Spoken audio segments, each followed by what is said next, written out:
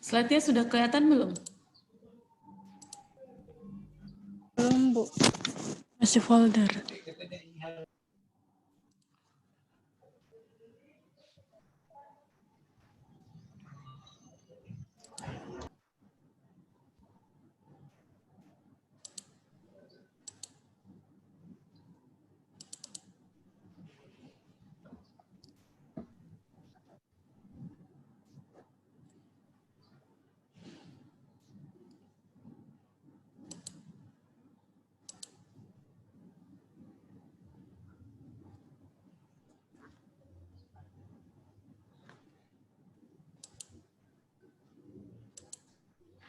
Kalau ini sudah kelihatan?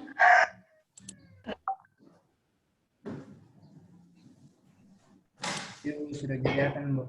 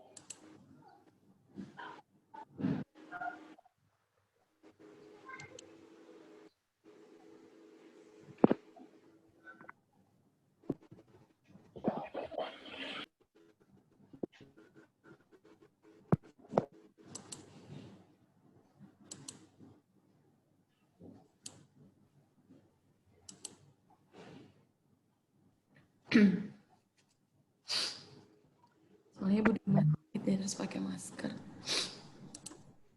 Baik, kita mulai ya. Assalamualaikum warahmatullahi wabarakatuh.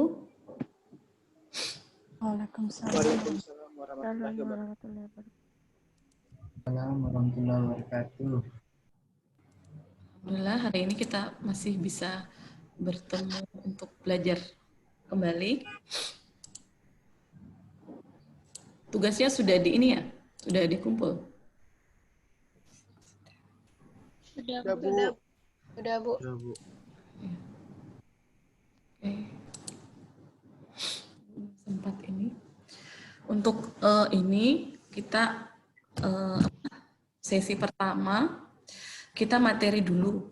Nanti sesi kedua baru kita praktek ya. Jadi ini kan waktu Zoom yang Ibu pakai ini terbatas. Jadi kita pakai materi dulu. Nanti kemudian sesi selanjutnya kalian masuk kembali. Baru kita bahas tentang tugas yang kalian bikin ya. Ya, untuk kesempatan kali ini, Ibu hari ini mau bawakan materi tentang kenapa kita harus konseling. Kalau materi kemarin tentang pentingnya kita berkomunikasi, edukasi ke pasien. Sekarang kenapa kita harus konseling? Dari kalian sudah tahu konsep dari konseling itu seperti apa? Ada yang bisa jelaskan sedikit? Ada yang paham tentang konsep konseling seperti apa?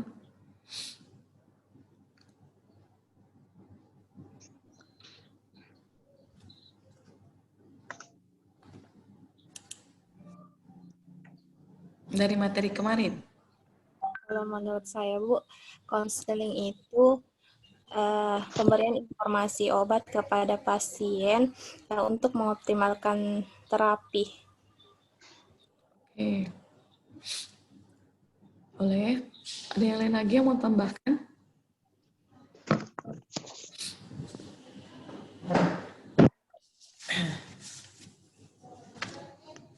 Jadi pada kesempatan siang hari ini kita masih ada teman yang ya. Kita mau bahas tentang kenapa kita harus konseling.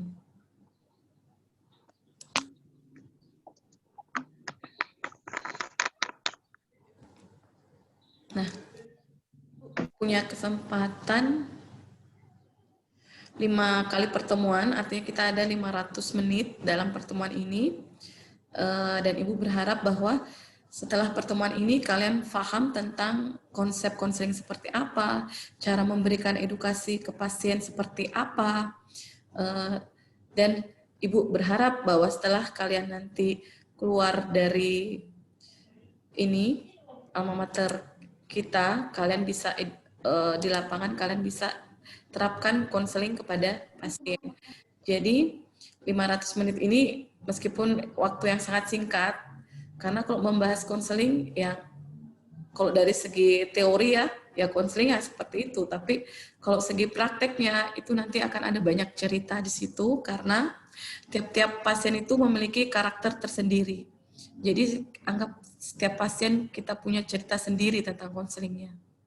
Nah, tujuan dari tadi konseling itu ya memang untuk quality of life ya dari pasien lebih bagus. Kemudian ini dia, kalau kita mau untuk konseling yang selalu Ibu tekankan adalah bagaimana kalian bisa meningkatkan kompetensi kalian. Kompetensi bisa naik ya otomatis dari pengetahuan, dari skill, terus yang Ibu garis bawahi di sini adalah attitude.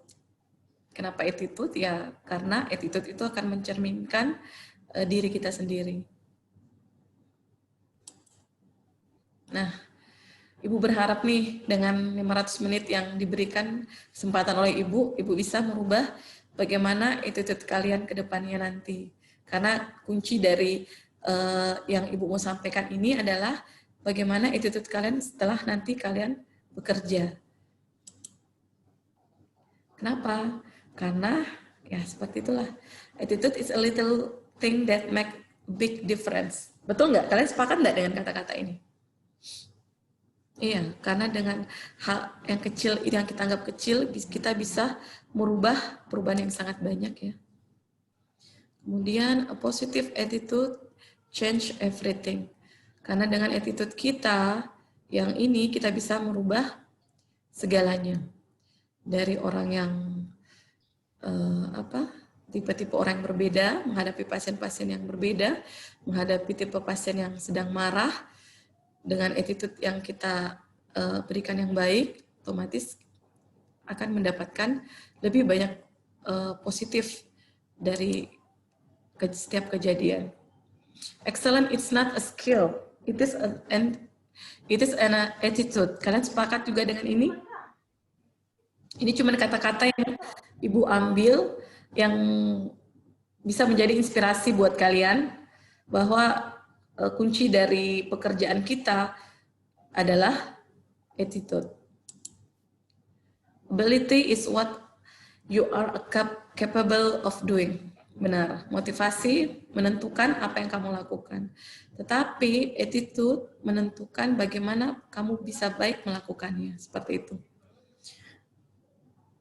Jadi kalau kita udah bekerja sebagai apoteker, kita sudah punya kemampuan yang ini, terus kita punya motivasi yang luar biasa, tapi kalau kita tidak mempunyai attitude yang baik, begitu kita kerja di lapangan yang ada malah orang ini mencetak balik kita. Atau yang kita lakukan hanya sekedarnya, sudahlah saya masuk kerja, saya melakukan pekerjaan harian saya, ya sudah sebatas itu saja. Padahal ada dari segi lainnya yang Ibu bilang tadi, kita harus meningkatkan peran apoteker di tengah masyarakat. Karena kita bisa dikenali jika kita bisa merubah image masyarakat tentang apoteker seperti apa sebenarnya. Kemudian lagi, ini cuma kata-kata yang Ibu crop. Nah ini dia tadi. Jadi attitude adalah segalanya. Jadi Ibu berharap kalian bisa seperti ini. di antara yang ini. Jadi kalian harus bisa tetap tersenyum di antara kondisi-kondisi teman-teman yang lain mungkin pada seperti ini. Jadi kalianlah yang menentukan diri kalian sendiri ke depannya seperti apa. Ke depannya kalian mau seperti apa. Jadi yang menentukan itu ya diri kalian. Dan Ibu rasa ya dimanapun kita berada, attitude kalau kita baik, ya insya Allah pasti ini. Nah ini lagi yang Ibu mau sampaikan, bahwa beban dunia terlalu berat ya tentang penyakit kronik.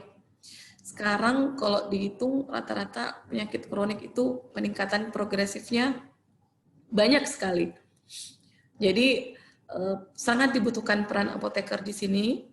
Bagaimana kita bisa membuat yang seharusnya misalkan ya, kalau pada pasien geriatri yang obat-obat yang rata-rata polifarmasi, kita berharap dengan adanya peran kita di situ, paling tidak kita bisa memastikan pasien geriatri ini minum obat tepat dosis, tepat caranya, atau misalkan jika ada polifarmasi, mungkin kita bisa mengurangi dari obat-obat yang seharusnya tidak diperlukan. Artinya kadang dokter kan kalau pasien geriatri seringnya keluhan yang diobati kembali, sehingga misalkan minum obat A, misalkan minum obat metformin, kemudian pasien datang kembali, kemudian mengatakan bahwa setelah minum obat, bukan setelah minum obat, dia pasien ini kan mungkin tidak mengerti ya bahwa obat yang dia minum itu memberikan efek samping kepada dirinya.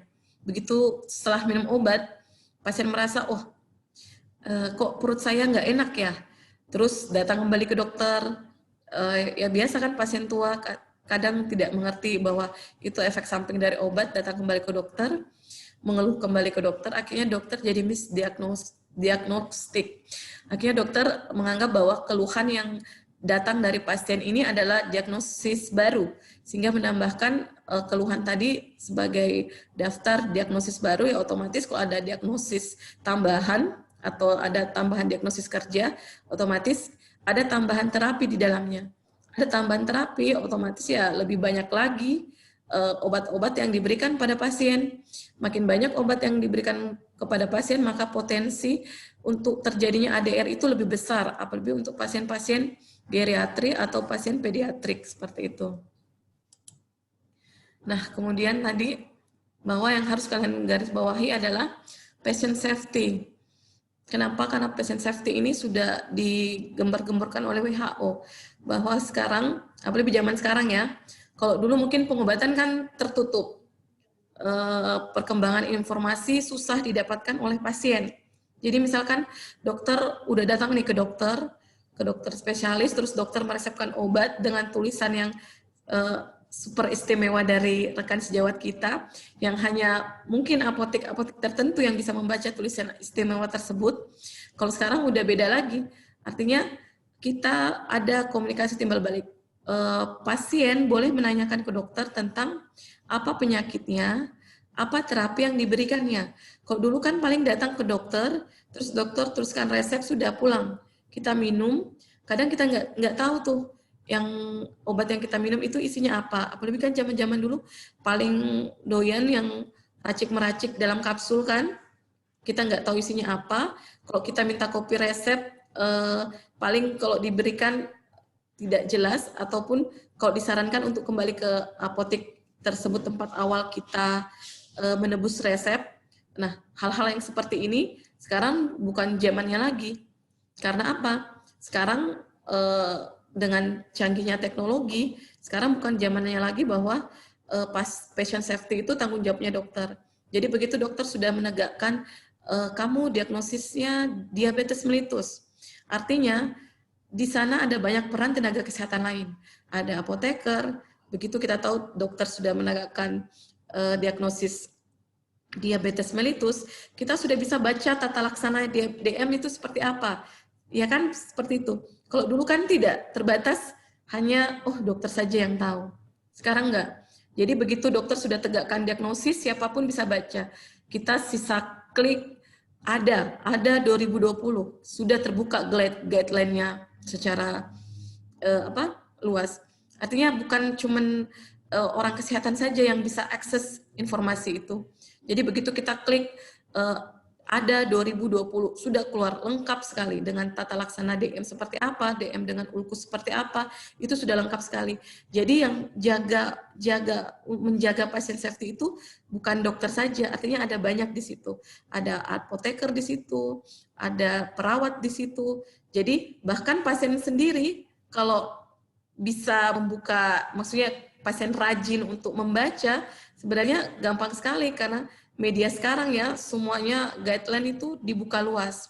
Nggak seperti dulu kan, seperti dulu begitu pasien kena hipertensi dokter mau resepin, saya mau resepin amlodipin saja deh. Soalnya kan mau dibilang, oh dokter ini hebat. Kalau sudah ke dokter itu, minum obat itu saya langsung cepat sembuh, seperti itu. Meskipun mungkin dokter tahu bahwa terapi atau lini pertama dari hipertensi itu bukan golongan CCB. Tapi dokter langsung pakai amlodipin misalkan hanya untuk ingin, oh dokter ini bagus nih. Jadi nanti pasien punya kesan, oh kalau saya berobat ke dokter A, saya minum obatnya ada rasa perubahan, ada rasa baikan.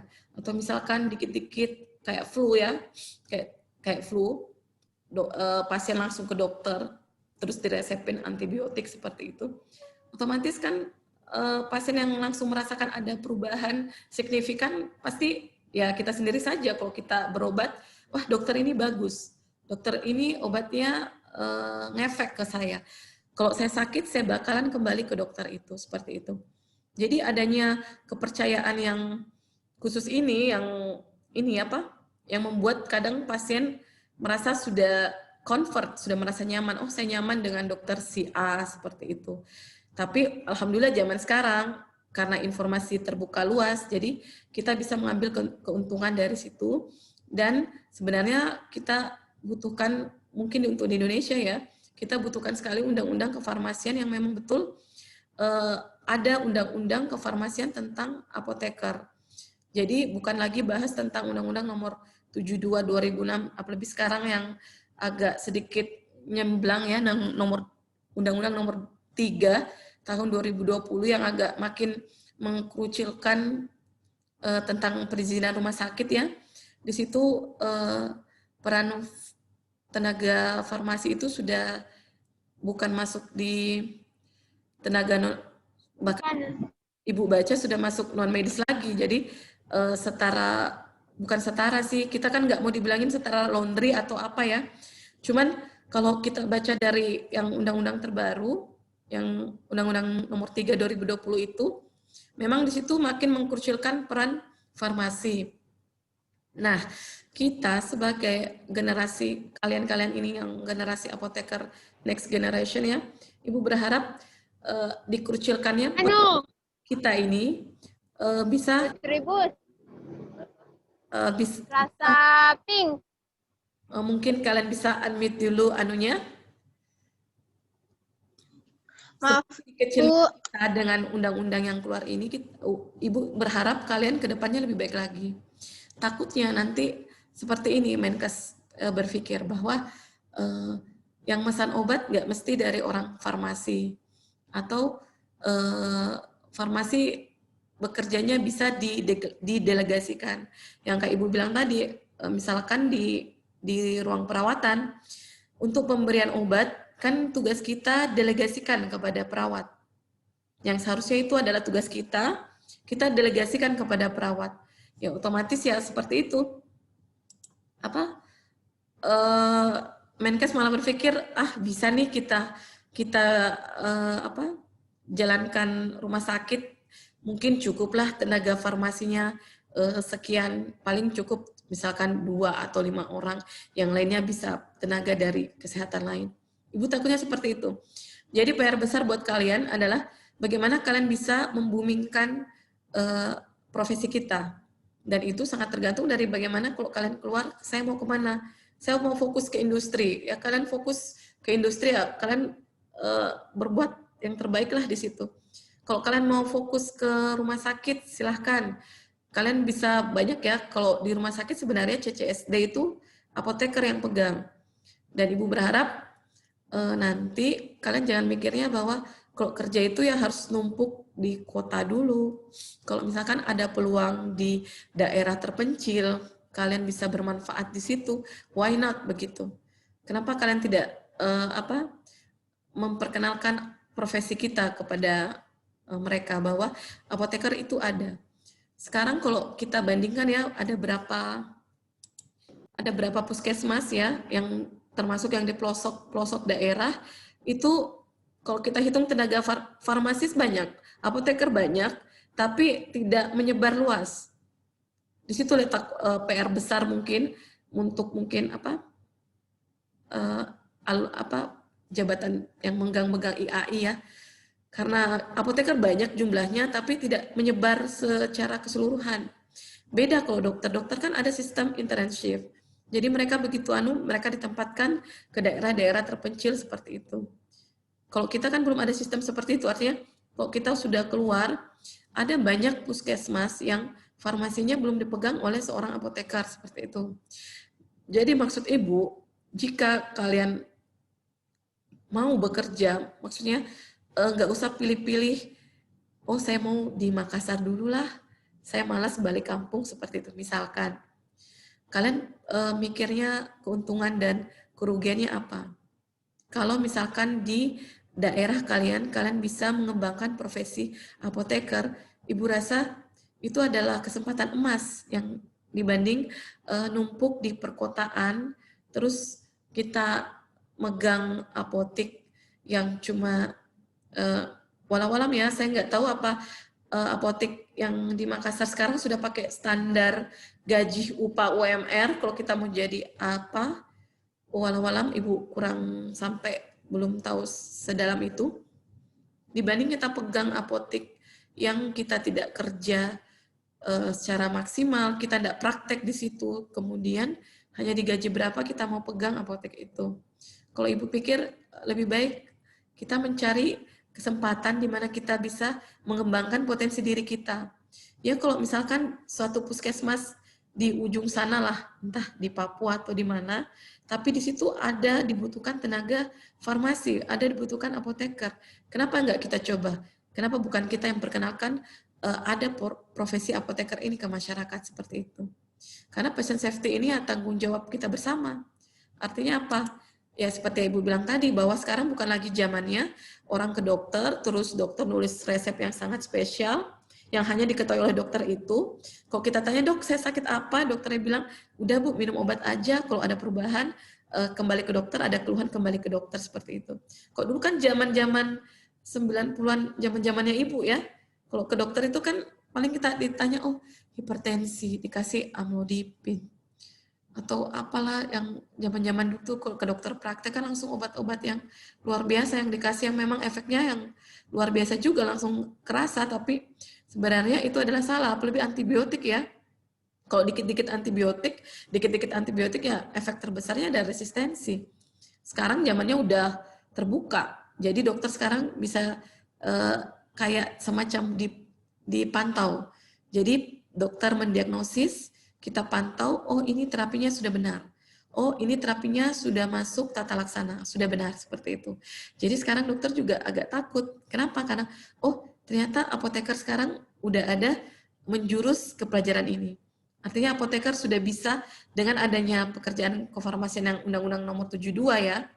Di situ sebenarnya kita dituntut untuk action-nya lebih banyak.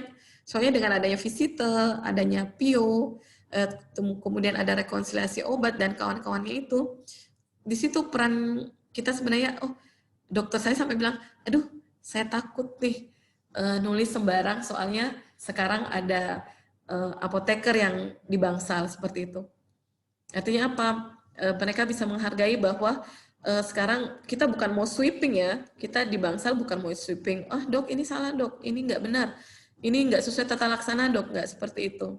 Karena begitu kerja juga, kita nanti ada pertimbangan bahwa terkadang yang udah tata laksana, kita masih bisa compare, kita masih bisa adakan semacam dialog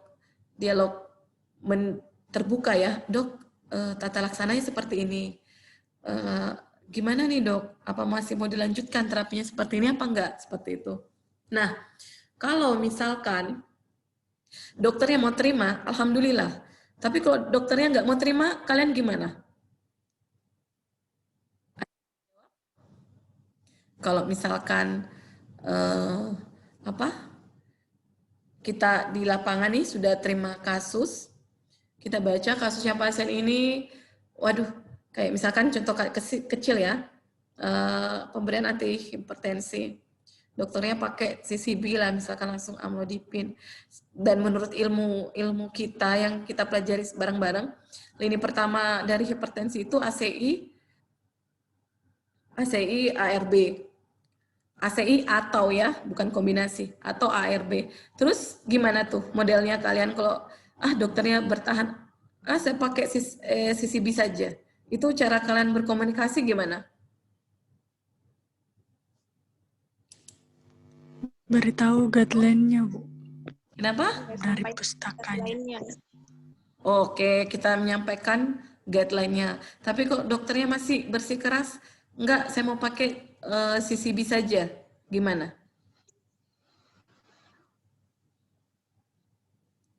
Ada yang tahu? Bukan minta tanda tangan ulang Bu di resepnya. Kenapa? Kayak kan kalau ada perubahan resep itu diajukan dulu ke dokternya, tapi kalau dokternya tetap mau, artinya ada lagi kayak persetujuan bahwa dokternya tetap mau itu obat. Jadi bukan salahnya berarti kita. ada semacam legalitas di atas kertas seperti itu, kayak konfirmasi ke dokternya seperti itu. Iya Bu. Dokternya tersinggung. Kamu ngapain sih kasih tanda tangan saya di atas legalitas ini? Nah, itu gimana lagi cara kalian berkomunikasi? Waduh. Saya dikasih ini kan pasien saya begitu. Itu gimana? Mungkin bisa Ibu disarankan dulu di awalnya disarankan. Kenapa? Kalau diganti ini kurang tepat. Ibu nggak dengar. Mungkin bisa Bu kalau awalnya itu dilakukan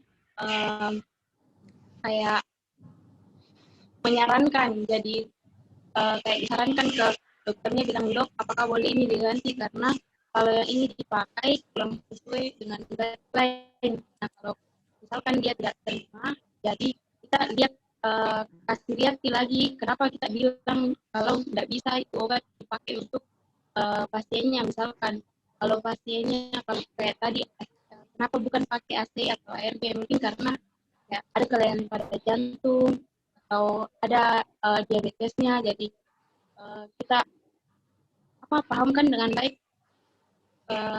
bagaimana itu penting kalau tetap dikasih obat.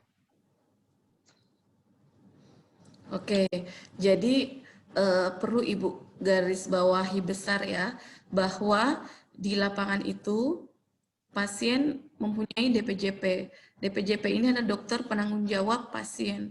Peran apoteker di sini apa? Apa kita mau mengoyak-ngoyak dari tanggung jawab sebagai DPJP itu? Tidak, karena kita bekerja sebagai partner mereka. Jadi kita di sini bukan mau cari, saya yang benar nih dok, saya sesuai tata laksana loh dok. Sekarang zamannya ini kita sudah buka seluas-luasnya, kita bisa printkan mereka yang namanya guideline, kita bisa printkan mereka jurnal-jurnal terbaru ya kan, yang sudah yang meta-analisis, kita bisa perlihatkan seperti itu. Ya, karena dari segi zaman sekarang yang memang mudah sekali mengakses tata laksana dari setiap diagnosis atau setiap penyakit seperti itu. Tapi di sini Ibu mau garis bawahi bahwa kalau kita itu sebatas menyarankan. Kenapa? Karena dokter ini yang namanya dokter DPJP, dokter penanggung jawab pasien. Jadi kalau di lapangan ada terjadi perbedaan pendapat ya, kita sama dokter masih bertahan untuk pakai CCB, ya kita sebagai apoteker gali lagi, kita belajar lagi, ini dokter kok bertahan pakai CCB, kenapa seperti itu? Kita baca-baca lagi sebelum kita pelajari lagi kasus pasiennya. Pasien ini ada gimana sih sampai dokter mau pertahankan CCB ini? Apakah pasien ada riwayat hipertensi sebelumnya? atau pasien mungkin ada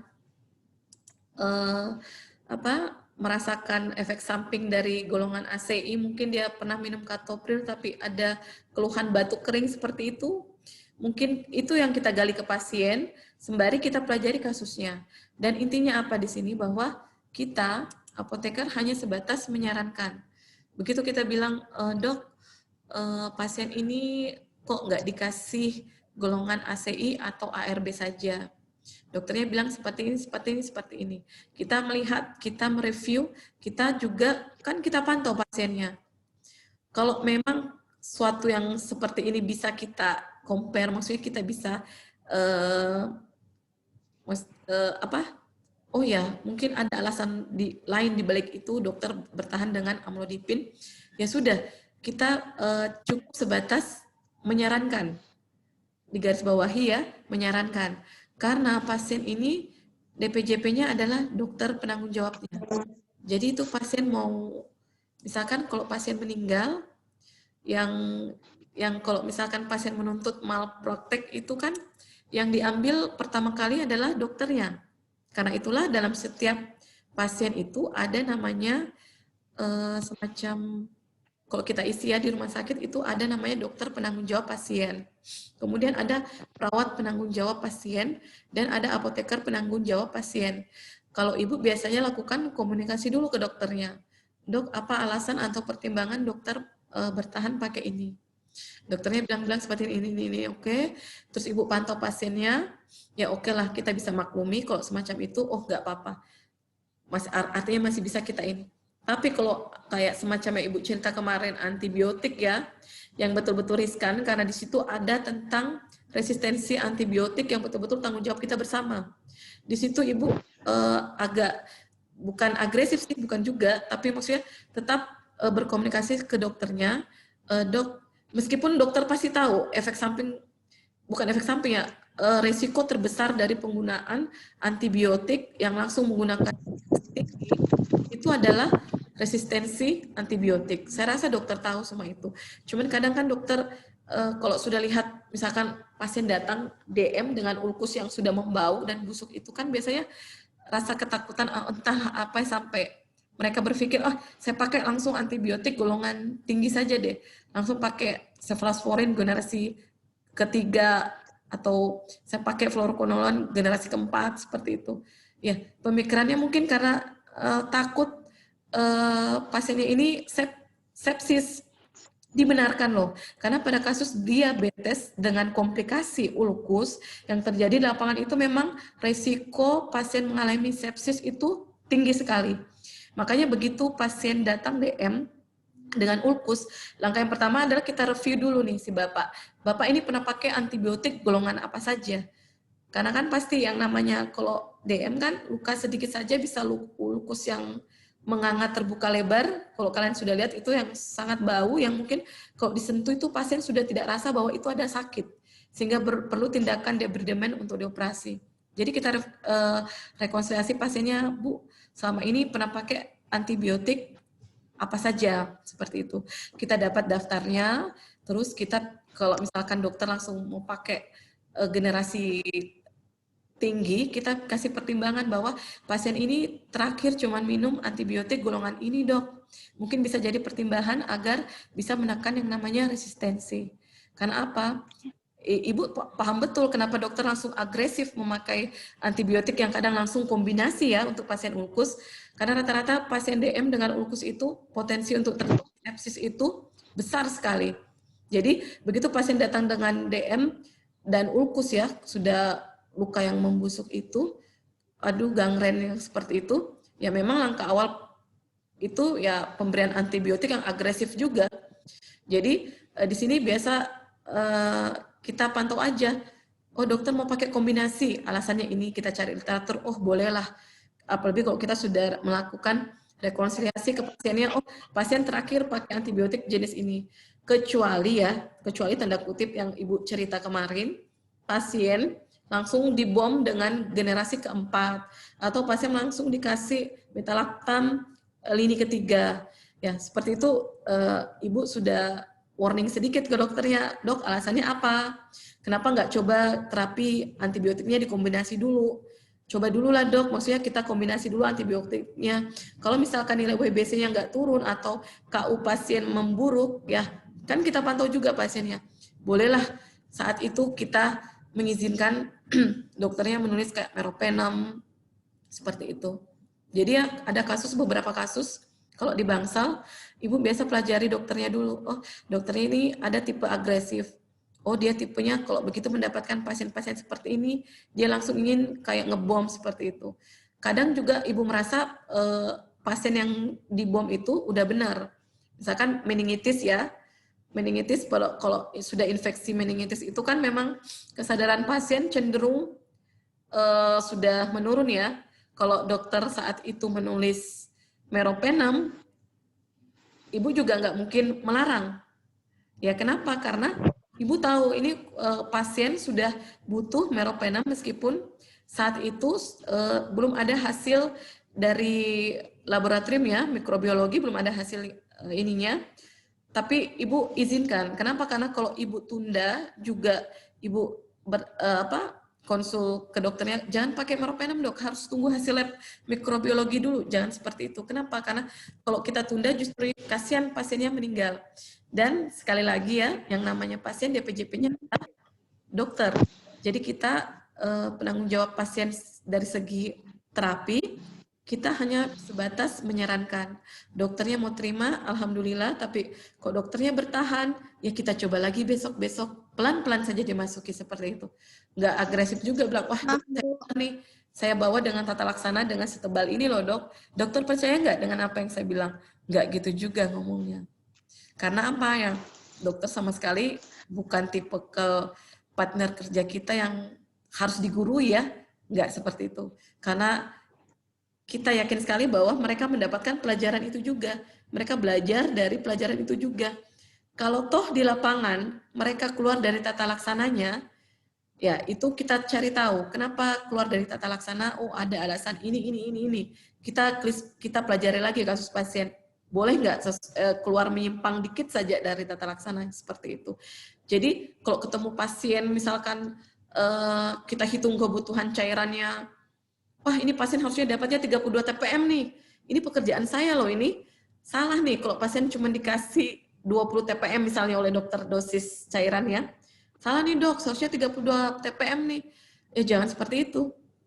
Kita bukan teoritis sekali ya. Kok kita sudah hitung kebutuhan cairan pasien. Oh pasien dengan berat badan seperti ini, kebutuhan cairannya misalkan 32 TPM.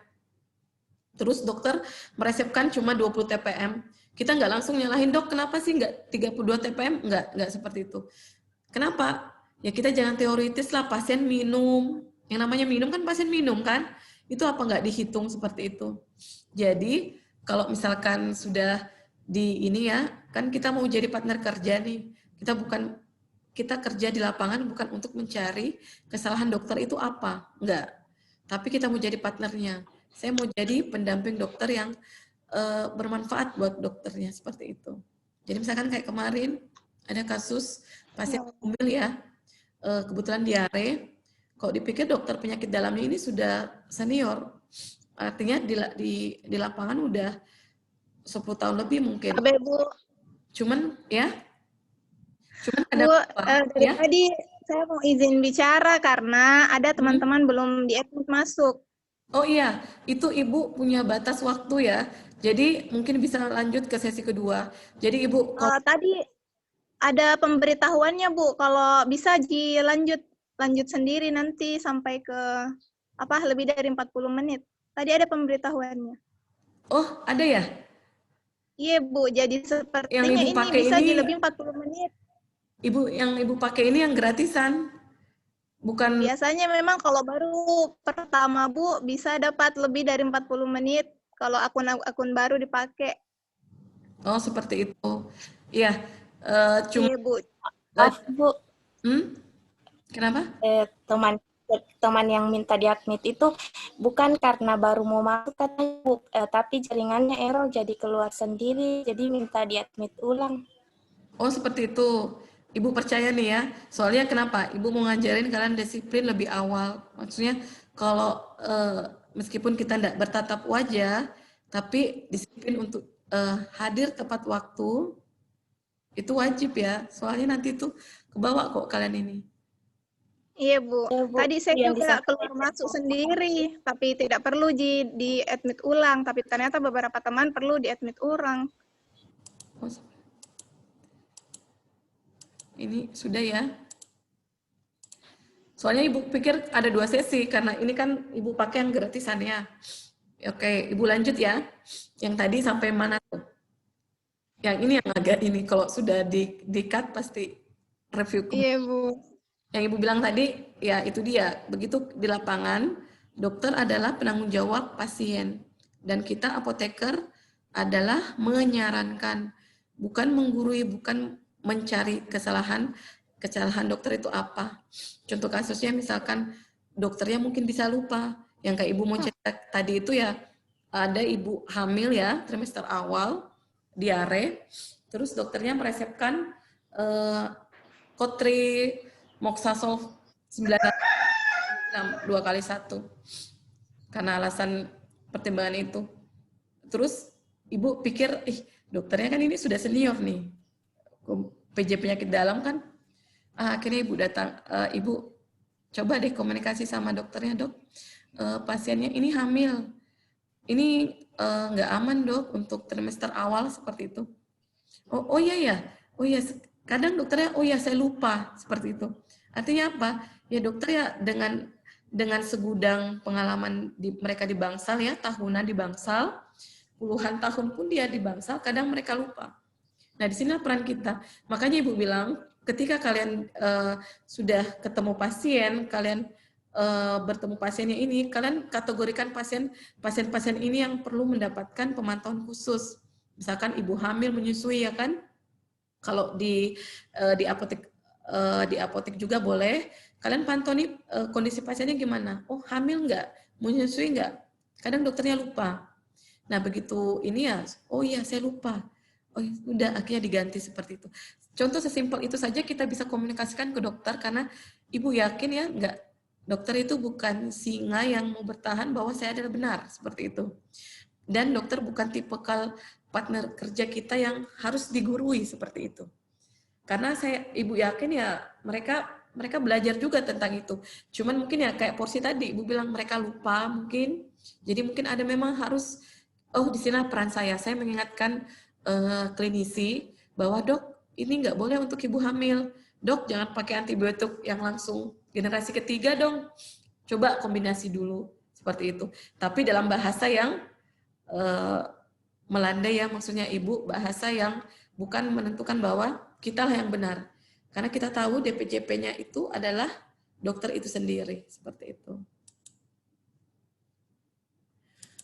Kemudian ini tadi bahwa konseling adalah salah satu cara untuk mengatasi hal yang mendunia tadi. Yang mendunia tadi itu apa? Penyakit kronik. Penyakit kronik upgrade per tahunnya itu luar biasa sekali ya. Apalagi didukung dengan pola hidup yang tidak sehat dari kita. Makanan sudah junk food sekarang. Ya kan? Jadi otomatis perkembangan penyakit-penyakit kronik ini malah meningkat terus. Kita bisa menekannya dengan apa? Apoteker perannya di mana sih? Oh iya, kita bisa konseling pasiennya. Kenapa? Ya jangan sampai dibiarkan pasien pulang tanpa mendapatkan konseling dari apotekernya. Kasian banget kan pasiennya, Bu, aturan pakainya 3x1 diminum setelah makan, udah pulang, seperti itu. Ada tanggung jawab besar loh di situ, itu adalah kita, tugas kita untuk konseling dan edukasi. Ya contoh yang kemarin itu Ibu ceritakan, pasien sampai salah cara pakai Dulcolax itu kesalahan siapa? Seperti itu. Sampai Dulcolax dimasukkan di dupur, kemudian disimpan kembali di kulkas, itu kesalahan siapa? Ya, kita evaluasi diri kita, apa sih kerja saya, apa cuman mau menyiapkan obat, ini saya ambil sudah. Oh, ibu ini, oh ya, ini ibu minum obatnya 3x1 setelah makan, udah. Apa sebatas itu saja? Tidak. Kenapa? Karena ada tanggung jawab lebih seorang apoteker di situ, dan itulah yang kenapa ibu wanti-wanti sekali kalian harus punya empati di sini. Kenapa? Karena anggaplah yang sakit itu adalah keluarga kalian. Jadi begitu kalian ketemu ke pasiennya, yang kalian jelaskan itu bukan hanya sebatas, Bu, minum obatnya 3 kali 1 sudah makan ya, nggak seperti itu. Tapi ada tambahan informasi lebih. Misalnya, Bu, pada saat minum obatnya ini, mungkin urin atau jangan bilang urin ya, mungkin kencing Anda, kencing Ibu nanti akan berwarna merah. Itu pengaruh dari obat ini. Jangan kaget ya, Bu ya. Jangan langsung hentikan obatnya, Bu ya. Karena obatnya ini nggak boleh putus seperti itu. Itu adalah tanggung jawab kita. Kalau kita nggak nyadar-nyadar, ya udah kita kerja aja. Sudah siapkan pasien, sebutkan nama, Bu, 3 kali 1 sudah makan. Udah seperti itu. Yang terjadi peningkatan penyakit kronik yang memang makin banyak seperti itu. Jadi ya harus diri kita sendiri yang bisa merubah. Saya mau gimana sih cara kerja saya seperti itu. Kok saya mau tipikal kerja yang semacam robot aja, ya udah kerja seperti itu saja. Tapi kasihan pasiennya. Dan ingat di situ ada tanggung jawab kita. Kita punya beban tanggung jawab moral, makanya Ibu selalu wanti-wanti, begitu kalian kerja, kalian harus punya empati. Kenapa? Karena tanpa empati ini ya kalian, apalagi kalau kalian sudah terbiasa melihat orang kesakitan, meringis kesakitan, otomatis rasa empati itu akan sedikit berkurang ya. Apalagi kok tiap hari sakit, paling ya memang karena sakitnya dia kesakitan seperti itu. Jadi jangan pernah hilangkan rasa empati dari dalam diri kalian, karena empati itu yang akan membuat kalian, oh pasien ini butuh saya butuh edukasi pasiennya agar pasiennya tidak putus obatnya, agar pasiennya bisa minum obat secara teratur, tidak putus. Kalau putus nanti akan terjadi, misalkan kalau epilepsi, misalkan dia bangkitan kembali otomatis yang tadinya kita jaga 2 tahun bebas kejang, akan berulang lagi dari nol.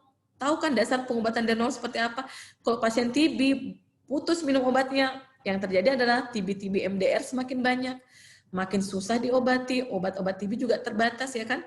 Kalau sudah MDR itu kan otomatis ibaratnya dikasih vancomycin pun sudah nggak mempan mereka. Jadi itu tanggung jawab kita. Jangan sampai mereka putus obat hanya karena kita salah memberikan edukasi.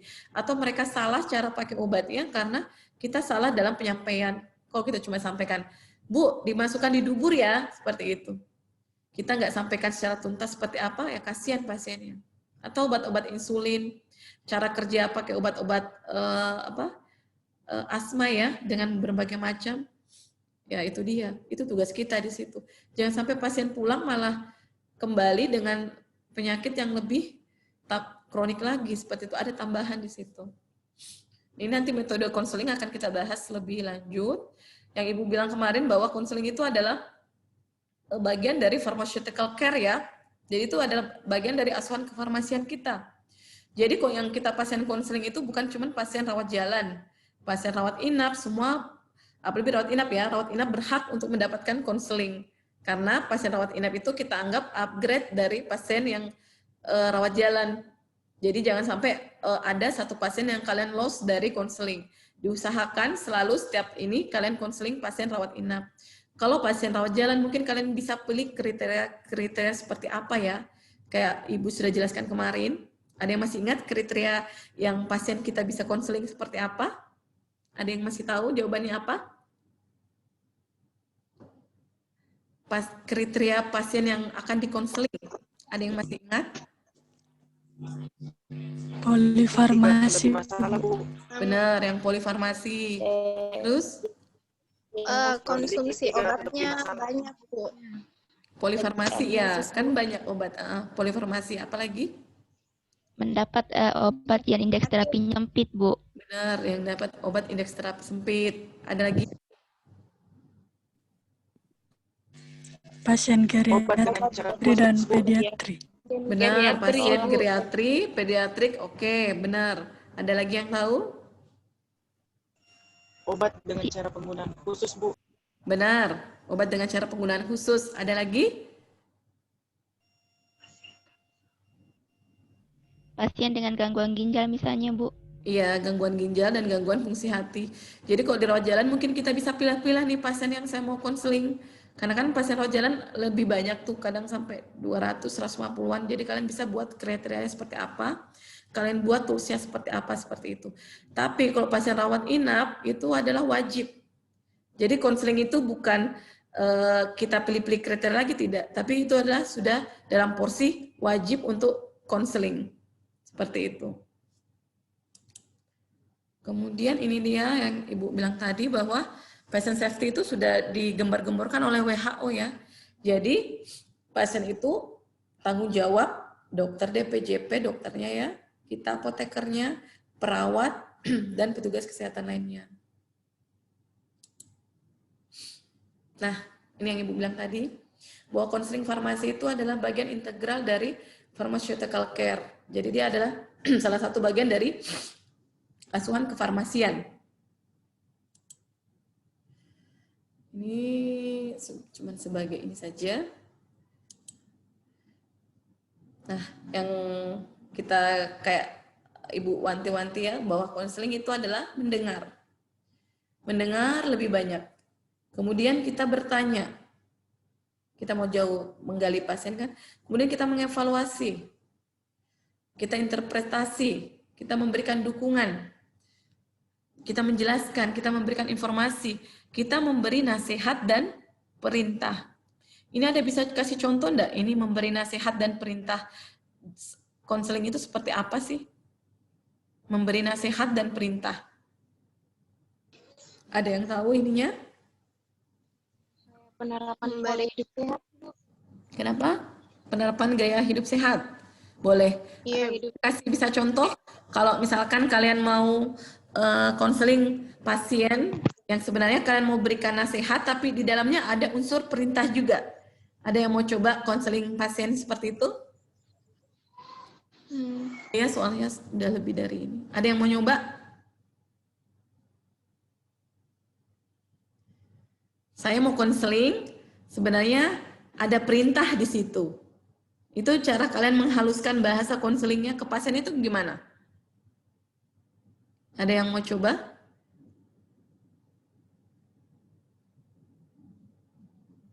Ayo. Udah benar tadi, kalau kalian mau pick ya, kalau kalian mau pick, saya mau memberikan sedikit perintah sebenarnya, tapi saya haluskan dengan gaya hidup sehat, itu udah benar. Cuman gimana cara kalian mengungkapkan itu ke pasiennya? Kalau kalian mau perintah pasiennya supaya gaya hidupnya benar itu seperti apa? Gaya bahasanya kalian itu seperti apa? Ayo, ada yang mau coba? Ini di luar dari tugas kalian. Ayo. Atau kalau kalian mau ambil contoh lain boleh, tapi Ibu mau cara konseling kalian ke pasien yang isinya ada perintah, itu caranya gimana tuh? Ada yang mau nyoba nggak?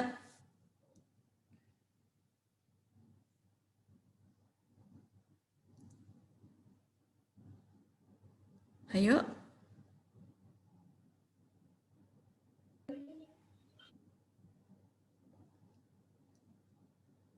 Ada yang mau? Saya, Bu, Ya, mencoba. Ya. Misalnya pasienku konstipasi, setelah dijelaskan tentang obatnya, saya mengatakan kepada pasiennya, misalnya Bapak untuk menunjang keberhasilan terapi, kami sebagai apoteker menyarankan kepada Bapak untuk pertama membiasakan diri untuk mengonsumsi sayur dan buah.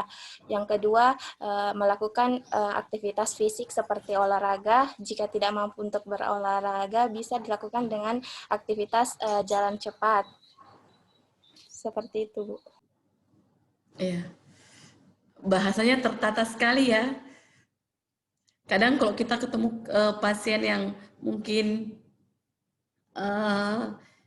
dengan logat Makassarnya mereka, kita kalau bisa kita konseling dengan bahasa mereka itu lebih bagus lagi. Kenapa? Karena kita mau jadi temennya pasien supaya pasien ini bisa patuh berobat kan. Ini gimana nih caranya nih? Kalau nih pasien saya bisa dekat ke pasien ini dengan menggunakan bahasa Makassar, kenapa saya tidak lakukan dengan seperti itu? Artinya kita lihat pasiennya, oh pasien ini kayaknya lebih mengerti kalau saya menjelaskan yang saya mau itu, yang saya mau inikan, edukasikan dengan bahasa Makassar. Why not? Seperti itu. Kita ikuti gaya bicaranya, seperti itu. Jadi bahasanya nggak perlu, Pak harus seperti ini ya, harus seperti ini, seperti itu. Kita ikuti saja, anggap saya berbicara dengan teman sendiri, kita berbicara dengan teman sendiri, gaya bahasanya kan kadang kita nggak pakai pola formal ya.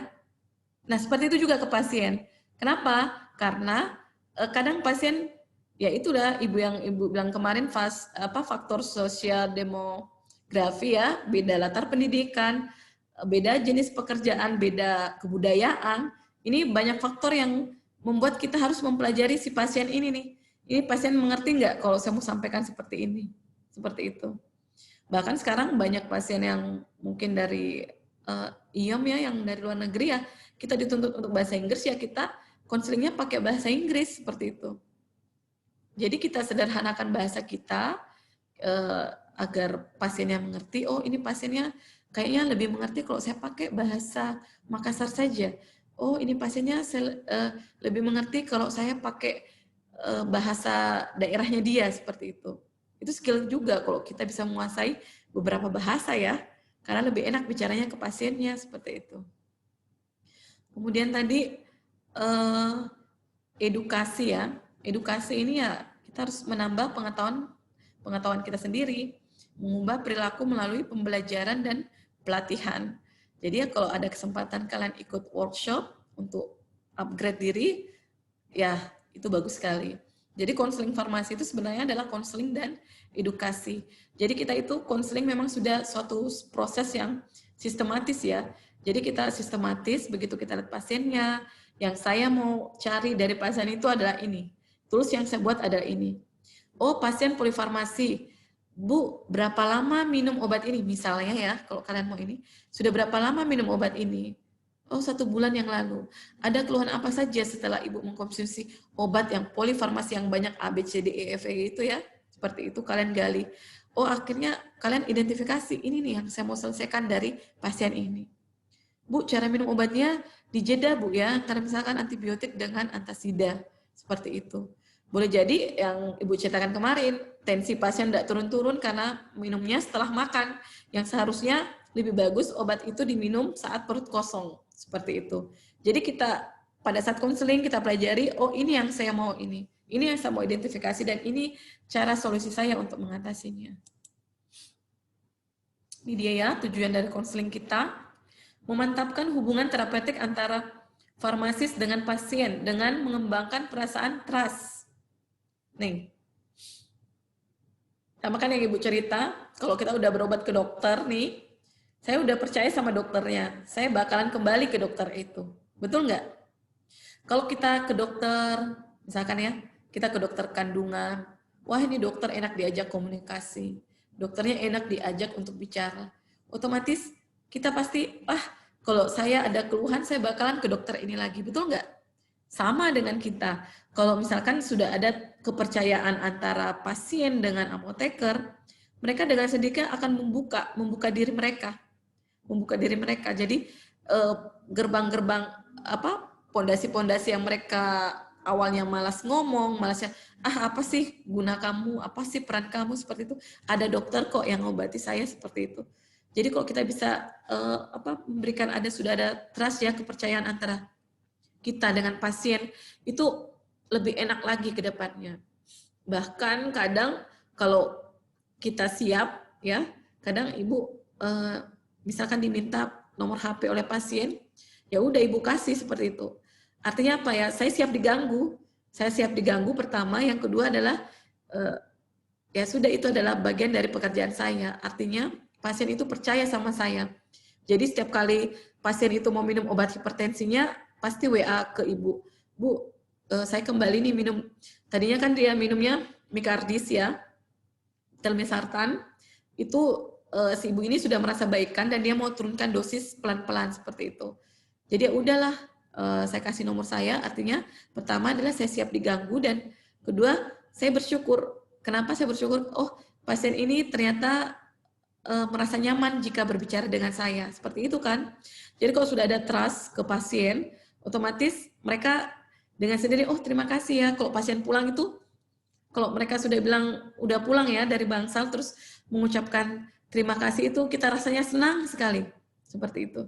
Wah, alhamdulillah nih pasien, artinya mereka udah merasakan meskipun kita nggak terlalu ini ya, hanya sekedar menjelaskan, mungkin simpel sih, menjelaskan aturan pakai atau misalkan efek samping. Misalkan pasien mendapatkan vitamin Fe ya, kita jelaskan, Bu setelah minum obat ini jangan kaget loh Bu, nanti obatnya berwarna hitam. Itu bukan karena apa-apa, nggak apa-apa kok Bu, obatnya tetap dilanjutkan, itu karena pengaruh dari obat ini. Mungkin sekedar bahasa sederhana, tapi pasien mengucapkan terima kasih ke kita itu, kalau bagi ibu ya itu luar biasa sekali. Seperti itu. Kemudian menunjukkan perhatian dan asuhan farmasis kepada pasien. Ini yang Ibu garis bawahi tadi, bahwa kalian harus punya rasa empati. Empati pada saat menyerahkan obat di apotek, empati pada saat kalian bekerja, dimanapun kalian bekerja, kalian tetap harus ada empati. Membantu pasien memanage dan beradaptasi dengan obat yang digunakannya. Nah ini dia tadi. Kalau ada obat-obat baru, kita, apalagi obat dengan cara pemakaian khusus ya, itu kita betul-betul pasien ini harus pulang, kita harus yakin pasien pulang dan tahu cara pakai obat itu. Jangan biarkan dia lolos pergi begitu saja hanya dengan pembatasan edukasi dari kita. Itu salah besar, itu adalah tanggung jawab kita. Kemudian mencegah ya, mencegah atau meminimalisasi problem pasien. Entah yang berkaitan dengan cara penggunaan obat, efek samping obat, tanda-tanda toksisitas, cara penyimpanan obat, dan lain-lain. Ini kalau kita bilang sih simple ya, tapi besar sekali peran konseling di sini. Begitu kita menerapkan ini, yaitu tadi insya Allah progres dari penyakit kronik itu bisa diturunkan. Cara penyimpanan obat, simple sekali kan? Simple kan? Tapi kadang kita nggak kepikiran bahwa si pasien ini butuh konseling, butuh edukasi tentang cara penyimpanan obatnya. Betul nggak? Kadang kan kalau pasien pulang, itu kita nggak pernah ada edukasi, Bu, nanti obatnya disimpan di suhu sekian. Jarang kan kita seperti itu. Ah, masa bodoh deh, Bu, aturan pakai 3x1 ya udah. Seperti itu. Nah, kalau pasiennya mau bertanya, syukur. Kalau enggak, kasihan pasiennya. Misal contoh simpel saja ya, obat tetes mata, tetes telinga, kalau kalian nggak edukasi ke pasien kapan masa expire date dari obat itu, kasihan pasiennya. Pasien kan kadang merasa, oh sudah dipakai nih obat tetes matanya sembuh kan? Biasa kan beberapa hari aja dipakai, udah baikan nih, alhamdulillah nih mata saya nggak merah lagi.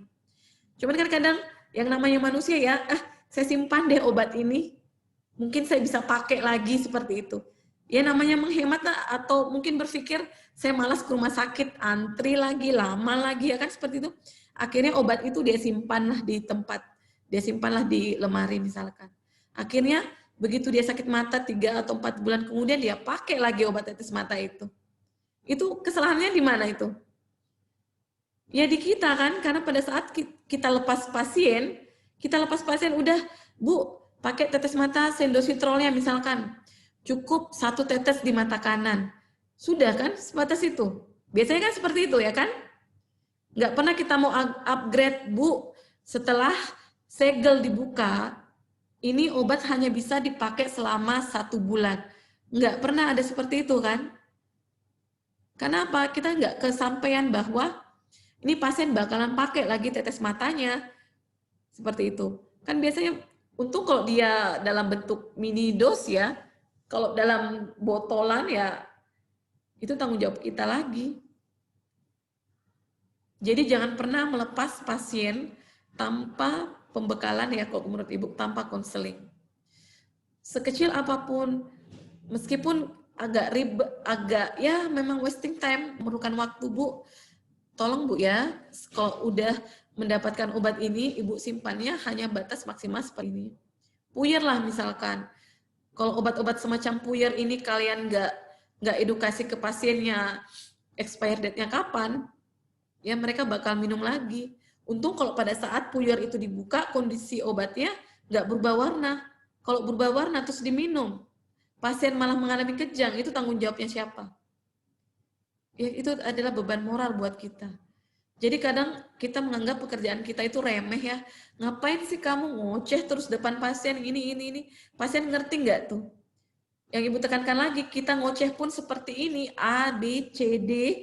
Belum tentu pasien pulang itu dia bakalan ngelakuin apa seperti yang kita maksud seperti itu.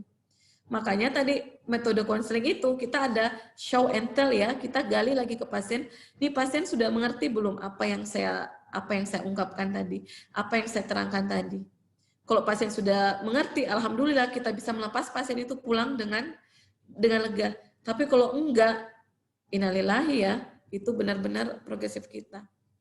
Nggak usahlah terlalu jauh, kadang ibu kita sendiri kan, kalau pakai tetes mata seperti itu kan, kadang ibu-ibu kan suka nyimpan kan, nanti dipakai lagi kalau mata saya merah seperti itu. Atau ada puyer nih, anak kita kan sakit, udah dibikinin puyer nih, padahal nggak tahu tuh di situ ada antibiotik ya, nggak dijelaskan harus habis atau apa, disimpanlah itu puyer. Nanti diminum lagi pada saat anak demam. Itu adalah tanggung jawab kita. Jangan pernah melepas pasien tanpa konseling jika memang betul itu pasien membutuhkannya. Seperti itu. Menjamin kepatuhan pasien dalam menggunakan obat sehingga tujuan atau sasaran pengobatan yang optimal dapat tercapai dengan risiko yang paling minimal. Ini yang kita maksud tadi. Pasien udah patuh, alhamdulillah banget. Pasien udah mengerti cara pakai obatnya, alhamdulillah.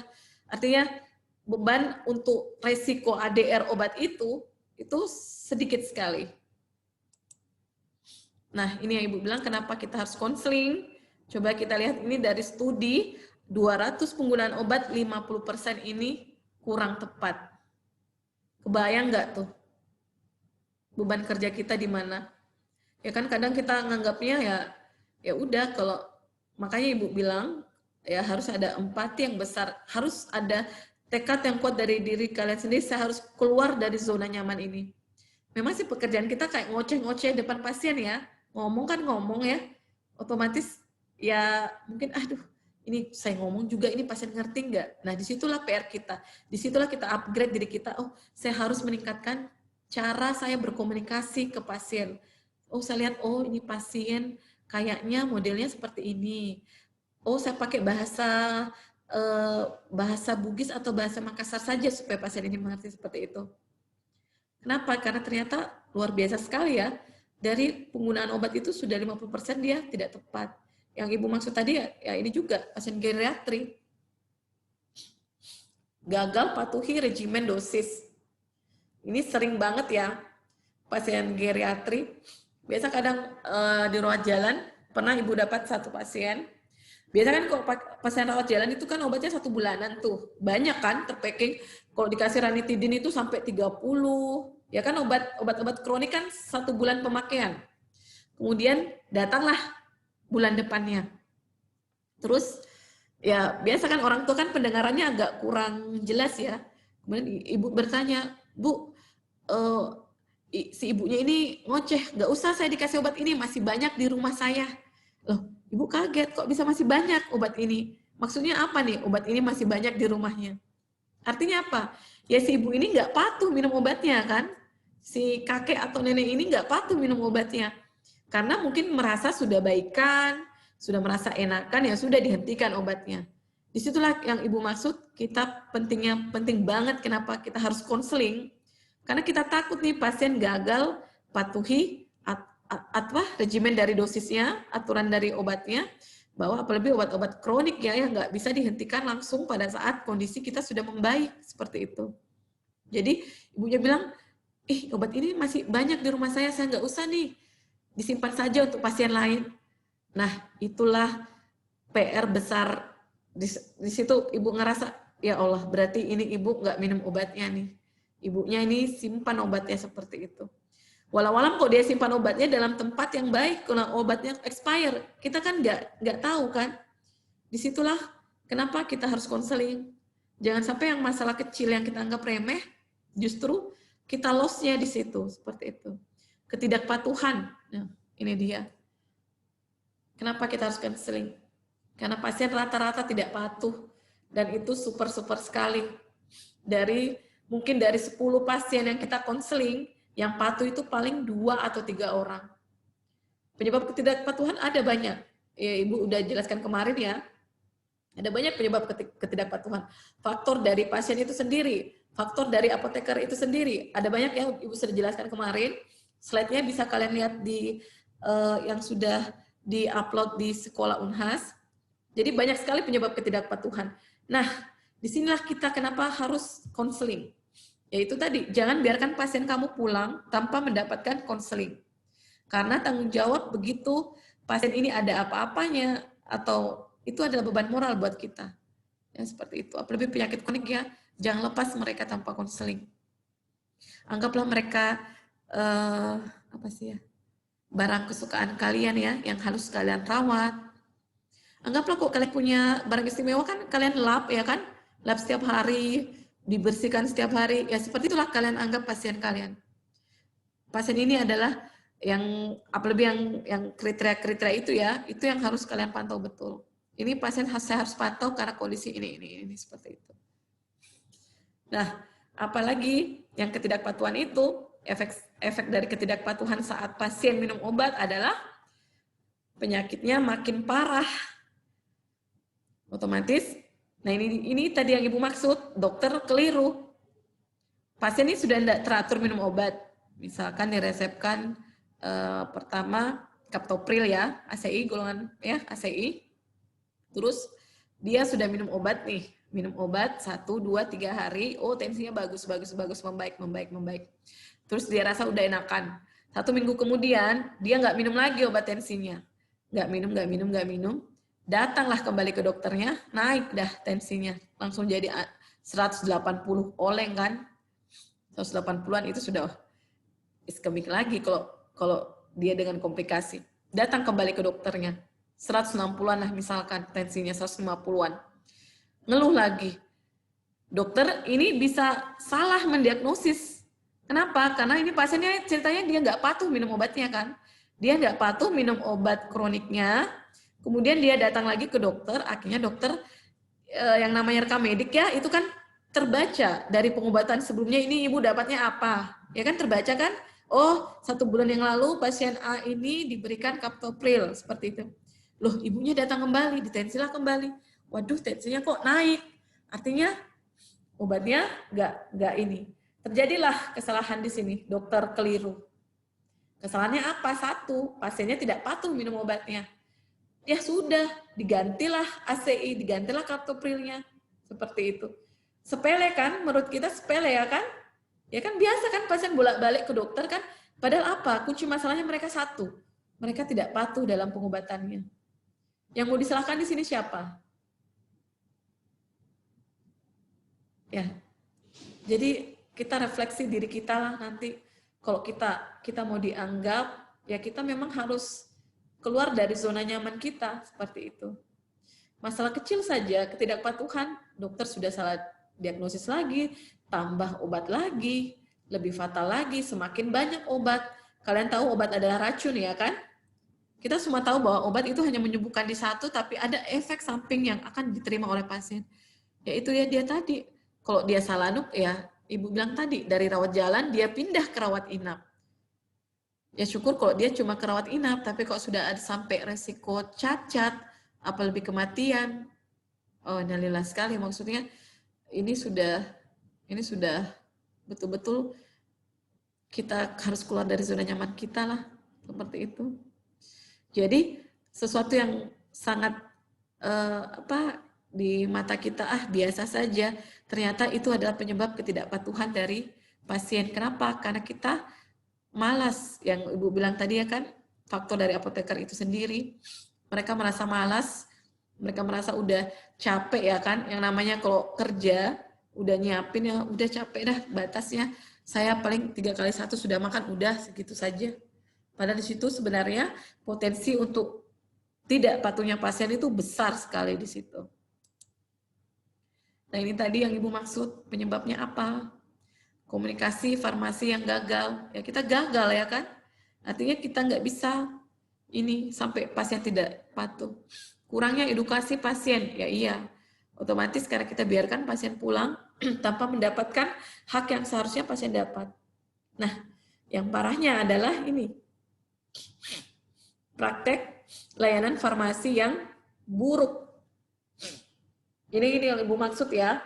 Kalau kalian mau kerja, kalian mau praktek, dimanapun itu, entah di apotek, mau di apotek, di rumah sakit, atau di klinik ya, ya kalau kalian mau ini ya kalian praktek lah. Jangan cuma pasang papan nama, oh si apotek A, apotekernya ini, tapi nggak praktek di situ. Tapi mau terima gajinya. Ini kalau Ibu bilang ya janganlah seperti itu. Kenapa? Karena begitu kita terima suatu pekerjaan, ada beban di situ bahwa inilah pekerjaan yang akan saya lakukan ke depannya. Jangan sampai cuma pasang nama, terus datang hanya pada saat kita mau terima uang dari PSA.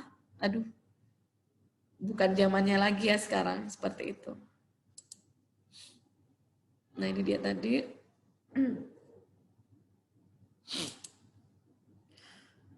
Manfaat konseling. Ini tadi ya, kalian bisa baca sendiri bahwa konseling itu kita mengurangi kesalahan dalam menggunakan obat, mengurangi ketidakpatuhan, mengurangi reaksi obat yang merugikan, memastikan bahwa obat yang digunakan dengan aman dan efektif. Bimbingan merawat diri sendiri. Nah ini yang tadi ya kan, gimana cara kalian konseling pasiennya supaya dia mau merawat dirinya sendiri. Bimbingan dalam peningkatan kualitas hidup. Nih, PR banyak nih. Mengurangi biaya kesehatan pribadi, pemerintah atau masyarakat. Ya otomatis lah, kalau sudah terjadi kualitas hidup yang lebih baik, otomatis yang terakhir ini biaya kesehatan pribadi itu lebih sedikit. Kemudian, ini ya manfaat konseling untuk farmasis. Peningkatan perlindungan hukum terhadap praktek farmasis dengan memberi info yang komprehensif. Ini sangat dibutuhkan backup yang besar dari organisasi kita ya. PR besar nih untuk organisasi kita. Ibu berharap ada undang-undang khusus untuk farmasian ya. Soalnya dengan adanya undang-undang praktek kefarmasian kita itu kita kerjanya lebih apa ya? Lebih terlindung lah, ada payung hukum. Peningkatan martabat farmasis di hadapan tenaga profesional lainnya. Nah ini Ibu bilang, gimana kita mau dianggap ada kalau tugas dari farmasis itu selalu kita delegasikan, seperti itu. Udah perawatnya saja yang serahkan obatnya, seperti itu. Itu kan pendelegasian tugas ya kan? Udah perawatnya aja yang campur obatnya, seperti itu. Padahal aseptic dispensing itu termasuk tanggung jawabnya farmasi loh. Iya kan? Kan banyak sekali tuh tugas kita yang dikerjakan oleh perawat ya kan? Sudah perawat yang kasih minum obat ke pasien, perawat juga yang aseptic dispensing ya. Meskipun walau-alam deh tanggung jawab farmasinya saja. Kalau misalkan ada kesalahan dalam pencampurannya, itu ya tanggung jawab kita seperti itu. Tapi ya itu dia Ibu bilang tadi, bagaimana kita mau meningkatkan martabat kita di hadapan tenaga profesional lain kalau terlalu banyak tugas dari kita yang kita delegasikan ke profesi lain seperti itu. Peningkatan mutu pelayanan profesional farmasis. Pelayanan tambahan sehingga menarik pelanggan, era kompetensi yang semakin ketat. Nah, ini yang kalian harus garis bawahi. Era kompetensi yang semakin ketat. Betul nggak? Makin banyak loh apoteker yang lahir. Kalau dulu zaman-zamannya Ibu, mungkin cuma satu. Unhas saja mungkin ya. Yang lainnya belum. Tapi sekarang kan apoteker udah banyak kan, menjamur di mana-mana. Udah kayak kacang goreng sih. Sama seperti dokter-dokter kan sekarang juga kayak gitu. Di mana-mana sudah banyak keluaran-keluaran ini. Jadi semakin banyak keluaran-keluaran cetakan-cetakan apoteker baru, sebenarnya PR besar buat universitasnya gimana caranya mau mengeluarkan apoteker unggul seperti itu. Jangan cuman mereka ciptakan apoteker, udah deh sebatas itu saja. Soalnya banyak nih Ibu dapat yang bukan apoteker saja ya, ini dokter juga yang lagi praktek. Kalau kalian mungkin PKPA ya, kalau dokter kan ada koas ya kan? Ya, yang koas kan hidup dan matinya kan di bangsal tuh. Kadang kalau Ibu udah datang tuh kan mereka ini. Kadang mereka dalam satu hari misalkan dimarahin oleh DPJP-nya, iya karena apa? Tidak ada upgrading dari mereka untuk meningkatkan kualitasnya seperti itu. Jangan sampai mereka cuma pikir, saya cuma praktek aja deh. Setelah ini juga saya sudah sumpah dokter, sudah jadi dokter. Tapi kamu beda. Kamu keluar dengan titel dokter dengan kualitas yang sangat buruk. Seperti itu. Kenapa? Karena Ibu bilang tadi ya kan, semakin banyak dokter-dokter yang tercipta. Menjamur juga kan profesi dokter itu. Semua orang melirik dokter, mungkin karena mereka pikir dengan menjadi dokter mereka akan bakalan sejahtera seperti itu. Nah, sama seperti kita. Bagaimana kita bisa menjadi beda dengan apoteker-apoteker lainnya? Ya, kita nggak bisa pungkiri yang ini, bahwa memang sekarang adalah kompetensi yang semakin ketat. Kalian harus keluar, saya harus keluar dengan menjadi apoteker yang unggul. Dan kalau kalian mau jadi apoteker yang unggul, artinya kalian harus merubah dari diri kalian sendiri. Kalau kalian cuma mau ngejar gelar ya, saya sudah keluar jadi saya sudah disumpah, sudah dapat gelar apoteker, ya udah begitu saja seperti itu. Kita bisa upgrade ya kalau kita mau berubah. Jangan sampai nanti nih, kan soalnya kalau ketemu sama dokter DPJP paling ini nih, saya kasihan lihat kalian, ya benar, sama seperti kalau dikembalikan, dokternya kasihan lihat anak koasnya seperti apa.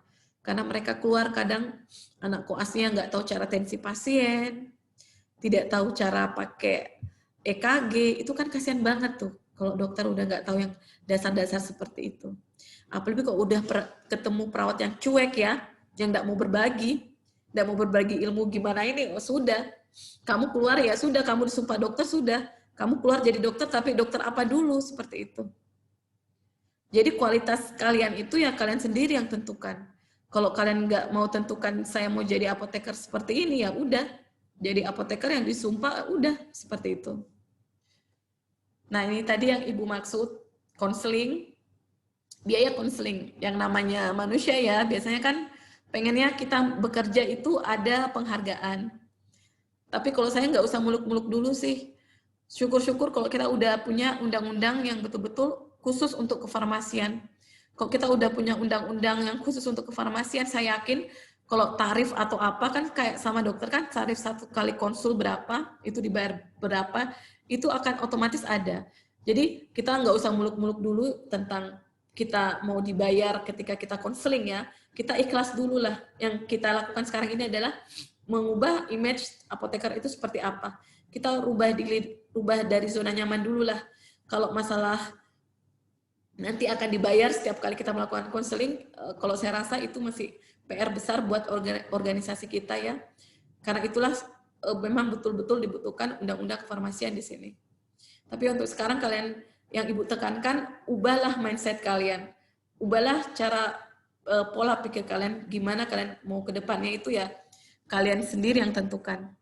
Ini tadi ya kriteria pasien yang prioritas untuk diberi pelayanan konseling obat. Ya kan? Nih, Ibu sampai tulis yang ini nih. Pasien yang dirujuk dokter ke farmasis. Keren kan kalau sudah seperti ini? Betul nggak? Artinya apa? Dokternya udah percaya. Oh, kalau saya ini ke apoteker ini, saya percaya bahwa pasien saya aman di bawah pemantauan apoteker A, misalkan seperti itu. Kalau udah seperti ini, kalian keren banget nih.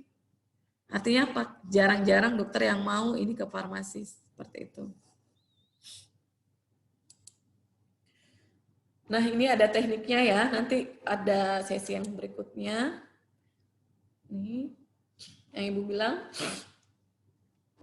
teknik dari nonverbal, komunikasi tulisan, dan komunikasi lisan.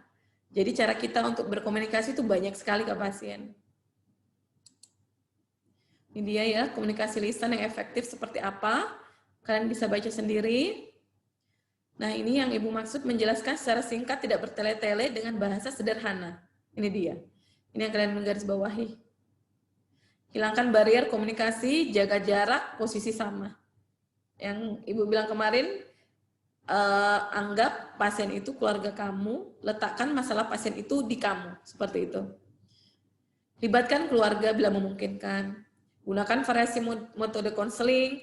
Entah kalau kalian kalau rajin nih bikin konseling leaflet seperti itu ya kan, ada gambar alat peraga bisa kan kalau kalian mau konseling bawa alat peraga insulin misalkan. Ibu baru pertama kali pakai insulin ya? Iya, oh ini saya ajarin caranya pakai insulin, Bu, seperti itu.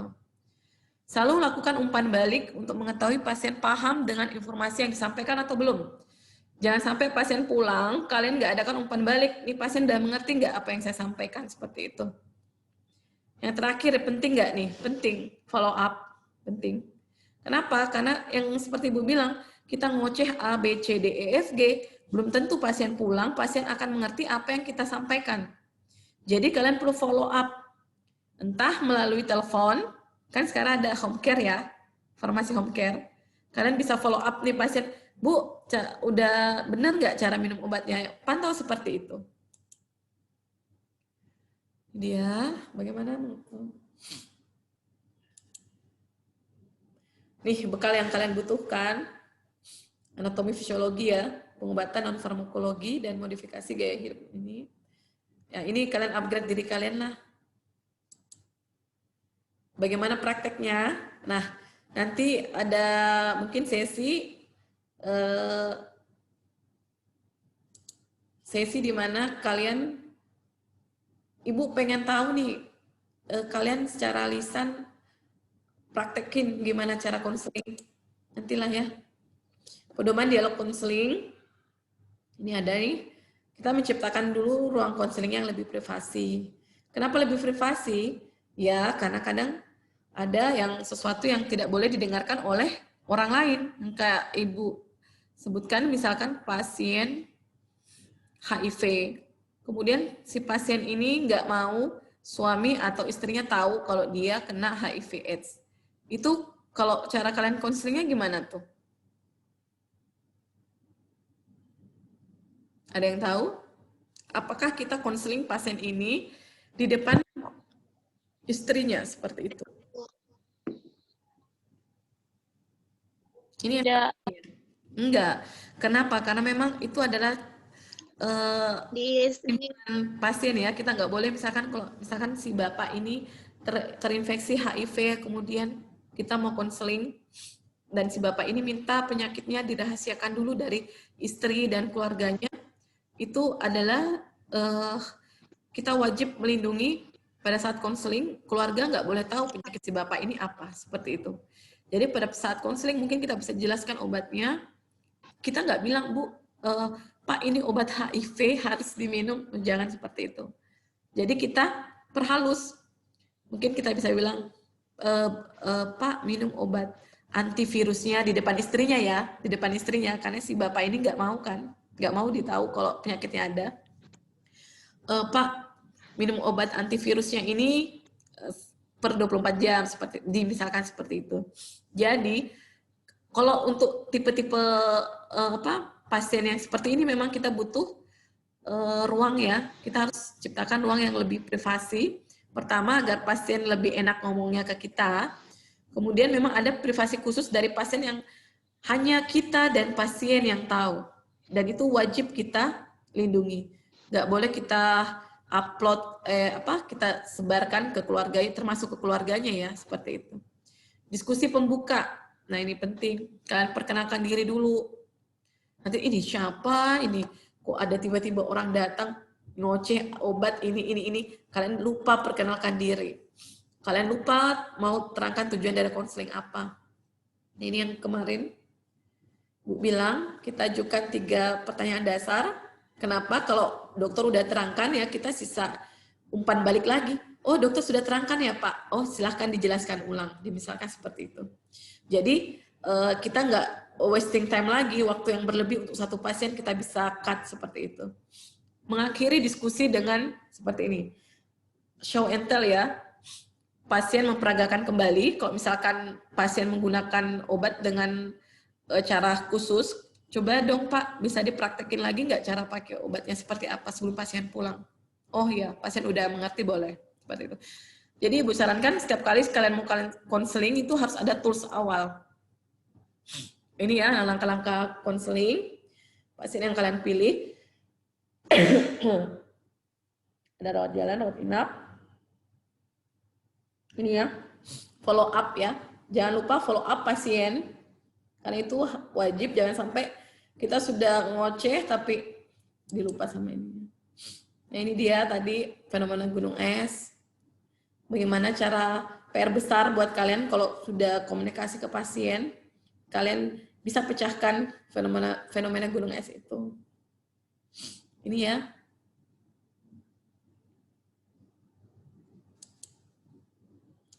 Nah, Ibu berharap dengan waktu 500 menit yang diberikan ke Ibu, itu kalian bisa paham tentang apa konseling itu. Dan Ibu berharap kalian bisa praktek konseling setelah kalian keluar dari pendidikan. Nah, ini ada tugas lagi. Tugas lagi ya. Nanti Ibu ini. Jadi kalau kemarin kan kalian bikin skenario tentang konseling. Kalau kita lihat dari ini waktunya, semoga nanti di akhir kita bisa ambil mungkin satu saja ya dari kalian yang praktekkan cara konselingnya dari tugas yang kemarin. Cuman ini tugas untuk minggu depan. Ini Ibu mau kalian komunikasikan dengan cara tulisan. Ya komunikasikan itu banyak kan, bisa komunikasi dua arah, timbal balik, bisa melalui tulisan. Nah, kalian bikinlah artikel semacam kalian mau tulis di tabloid kesehatan. Jadi kalian tulis artikel kesehatan, terserah kalian mau angkat tentang kosmetik, bahaya merkuri boleh. Tapi kalau menulis di paper ya, menulis di tabloid itu gaya bahasanya itu beda seperti itu. Jadi di situ kalian ekspresikan cara menulis kalian menggunakan bahasa yang bisa dimengerti oleh masyarakat ya. Begitu, oh tabloid ini ditulis oleh apoteker Gabriela misalkan. Wih keren ya tulisannya, oh apoteker Gabriela menulis tentang bahaya misalkan obat statin diminum dengan buah-buahan seperti itu. Artinya dari tulisan kalian itu, mereka bisa tangkap apa yang kalian maksud seperti itu. Dari sini kalian bisa menulis 1.500 kata ya. Kalian upgrade. Kalau mau 2.000 kata lebih oke. Tapi Ibu batasi saja 1.500 kata. Dari sini ada yang kalian mau tanyakan? Sebelum kita tugas kalian. Ya, Bu. Kenapa? Dikumpul di sekolah, Bu. Iya. Jadi kalau kalian mau kreasikan, Ibu harus ada foto ya. Jadi misalkan, ini kan semacam kalian mau menulis di tabloid nih. Di tabloid kesehatan. Jadi ya artikel kesehatan. Jadi misalkan kalian mau pilih tentang kosmetik, kalian mau apakah kalau artikel kesehatan dari bahasa atau dari judul saja sudah mencerminkan apa dari isinya ya kan? Misalkan kalian mau tarik atau kalian mau ya udahlah zaman sekarang aja lah, misalkan vaksin ya kan, COVID gitu, boleh seperti itu. Kalau kalian mau angkat kasus, mau publish tulisan kesehatan, artikel kesehatan kalian tentang COVID boleh. Tentang misalkan bijak menggunakan suplemen kesehatan di era pandemi. Dari judul saja itu sudah bisa terbaca tulisan yang menggambarkan diri kalian seperti itu. Oh, saya mau menulis ini. Kenapa saya pilih judul ini? Karena ada yang saya mau bahas seperti itu. Jadi judul saja bisa terbaca. Misalkan kayak Ibu tadi sampaikan, bijak memilih suplemen vitamin ya kan? Bijak memilih suplemen vitamin di masa era pandemi sekarang. Jadi dari judulnya saja, apoteker Gabriela misalkan menuliskan judul tentang itu. Oh, saya paham nih yang mau disampaikan oleh apoteker Gabriela seperti apa, seperti itu. Jadi dari bikin judul semenarik mungkin, karena judul itu mencerminkan apa yang kalian mau tulis, seperti itu. Bahasanya kan beda, kalau kita mau nulis di tabloid ya, di artikel kesehatan itu bahasanya beda. Jadi cantumkan foto kalian juga, kalau kalian nggak mau foto formal boleh, silakan, yang penting harus ada foto, ya seperti itu.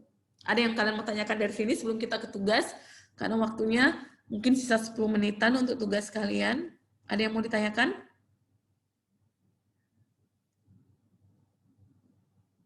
Kalau nggak ada berarti udah jelas ya. Jadi tugas untuk pekan depan itu adalah cara kalian berkomunikasi lewat tulisan. Tulisan yaitu artikel kesehatan. Usahakan judulnya menarik. Dari judul sudah membaca apa yang kalian mau tulis seperti itu. Baiklah, sekarang kita mulai dari tugas kalian. Kemarin tugasnya ada 10 ini ya. Siapa yang siap atau siapa yang mau? Bu, cari pulpen dulu. Siapa yang mau? Siapa yang mau ini? Melakukan konseling. Jadi kalian bilang dulu skenario-nya seperti apa. Nanti mungkin teman-teman lainnya bertindak sebagai pasiennya. Ada yang mau untuk mempersingkat waktu?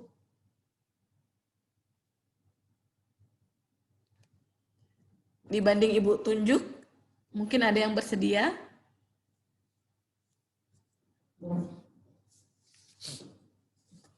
Ada yang mau ini?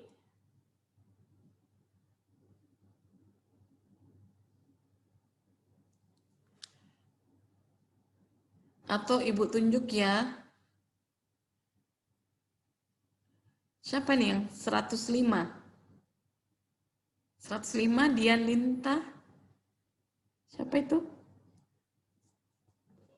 Ya, Bu. Ya, Dian Lintang Sari. Ayo silakan. Tapi Bu, filenya itu tidak ada di saya sekarang. Di laptop dan laptopnya dibawa sama adik keluar. Waduh. Iya Bu, baru-baru. Tapi tidak paham yang ditulisnya kemarin itu kayak gimana? Atau coba praktek konseling sebatas yang dia paham Bu, tapi mungkin karena tidak tidak lihat naskah lagi, jadi tolong dikoreksi. Ya boleh. Materinya kemarin tentang apa? Jadi bagaimana Ibu, tidak ada naskahnya? Tidak apa-apa. Jadi calon pasiennya yang mau jadi yang jadi pasiennya teman-teman kalian saja. Dicoba saja ya. Yang penting kalian udah tahu yang bagian-bagian yang kalian mau konseling itu apa. Kemarin yang diambil judulnya tentang apa? Batuk berdahak untuk orang dewasa. Batuk berdahak, oke, untuk orang dewasa. Iya, boleh dimulai. Siapa mau bantu Kak ini?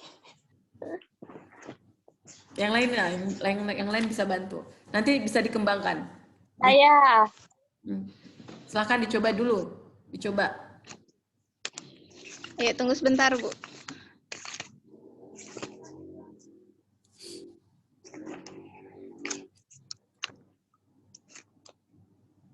Ya, ayo.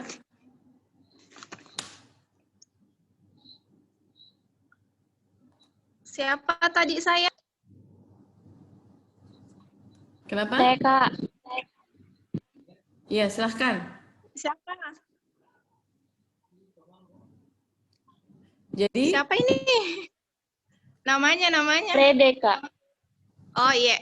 Jadi situasinya itu ada wanita, seorang guru SD itu diantar sama suaminya datang ke apotik mengeluh sudah batuk-batuk beberapa hari. Jadi sebelumnya sudah beli obat batuk.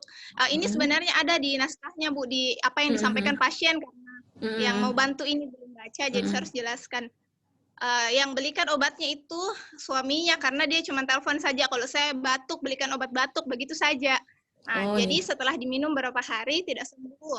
Akhirnya datang ke apotik untuk minta obat baru. Apakah mungkin obatnya tidak manjur atau apa begitu. Ya, jadi mulai Mi Kapang. Jadi boleh ya, boleh pasiennya dimulai. datang dalam keadaan sedang batuk-batuk. Boleh. Maaf. Ayo. Waduh, maaf deh. Iya.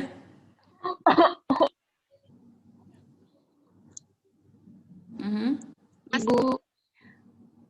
Iya, masuk Ibu. Ibu mau Kak beli obat batuk Ibu, ini batuk Kak berapa hari baru ndak sembuh-sembuh. Oh Baru iya, ada lendirnya. di skenarionya itu sebenarnya tidak tahu ki pasiennya jenis batuknya, Dek.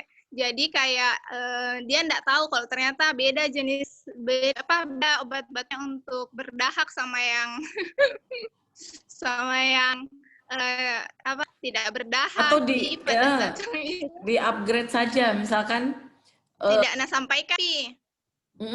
Jadi ini dirubah. Sesuai percakapan sebutnya, sesuai percakapan aja.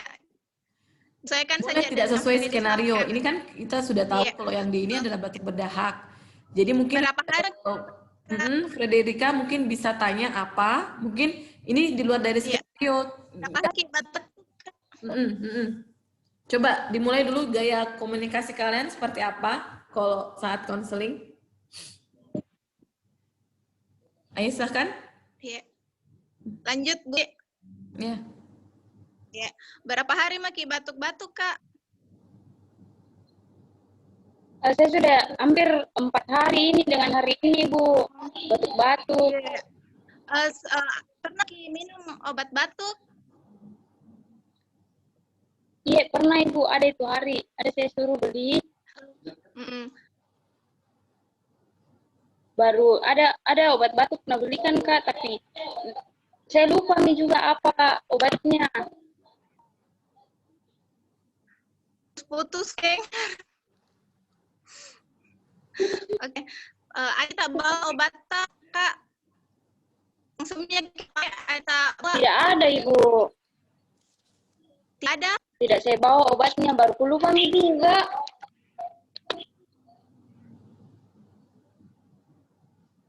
Halo. Sinyalnya nggak bagus ya? Iya.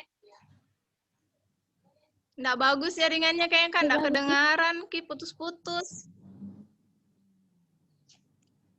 Jelas juga dengar. Mungkin kita coba minggu depan lagi ya. Kita coba minggu depan lagi untuk tugasnya ini. Jadi yang kalian perlukan itu adalah tools. Kalian jangan lupa sebelum melakukan konseling ya kalian harus perkenalkan diri kalian itu siapa, seperti itu. Kenapa nanti loh ini kok ini pengen tahu tentang banyak tapi ini siapa, seperti itu. Jadi mungkin minggu depan kita kalian siap lagi ya.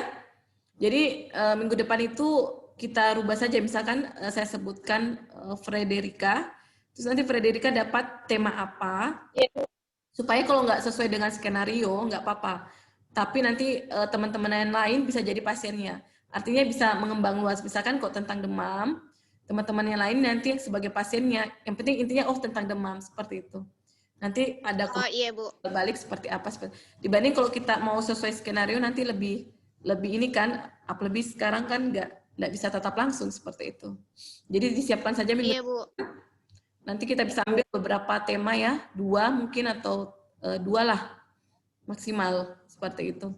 Yang Ibu mau di sini adalah kalian paham bagaimana cara kalian, tahapan kalian konseling pasien, seperti itu. Baik, mungkin karena keterbatasan waktu, Ibu, ini udah mau jam 3 ya. Ibu, iya, Bu. Akhirkan dulu materi untuk hari ini. Mungkin kalau ada yang mau bertanya, atau ada yang kurang jelas, udah jelas, atau ada yang mau bertanya,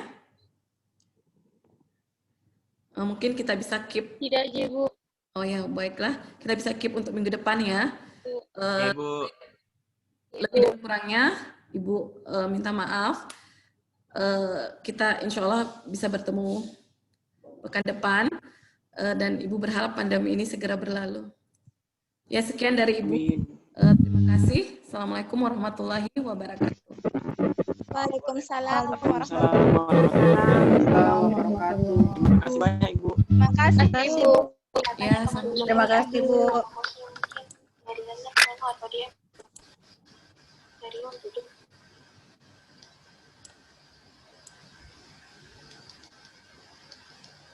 Terima kasih Bu.